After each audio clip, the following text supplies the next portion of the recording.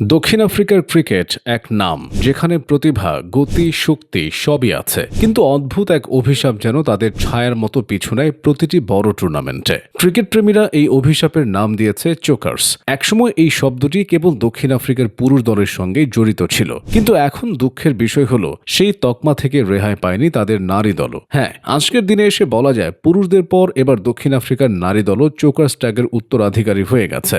দক্ষিণ আফ্রিকার ক্রিকেট ইতিহাসটা আসলে বড়ই নাটকীয়। 1992 সালে আন্তর্জাতিক ক্রিকেটে ফিরে এসে সেই বছরই বিশ্বকাপের সেমিফাইনালে উঠেছিল তারা।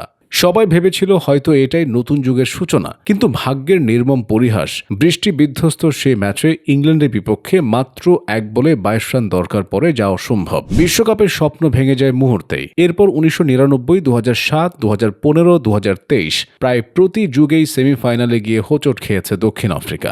বারবার তারা এগিয়েছে, লড়েছে, কিন্তু শেষ পর্যন্ত পরিণতি একই, হতাশা আর চোখের জল। ওডিআই বিশ্বকাপে দক্ষিণ আফ্রিকা মোট 5 বার সেমিফাইনাল খেলেছে, 1992, 1999, 2007, 15 এবং 2023, কিন্তু একবারও তারা ফাইনালে পৌঁছাতে পারেনি। বিশেষ করে 1999 সালের সেমিফাইনালটা ছিল ক্রিকেট ইতিহাসের অন্যতম নাটকীয় ম্যাচ। অস্ট্রেলিয়ার বিপক্ষে সেই বিখ্যাত টাই ম্যাচ, যা এখনও ক্রিকেট প্রেমীদের মনে গেঁথে আছে। একরকম বলা যায় সেখানেই জন্ম নেয় চোকার্স শব্দটা, যা আজও দক্ষিণ আফ্রিকার ক্রিকেটকে তাড়া করে বেড়ায়।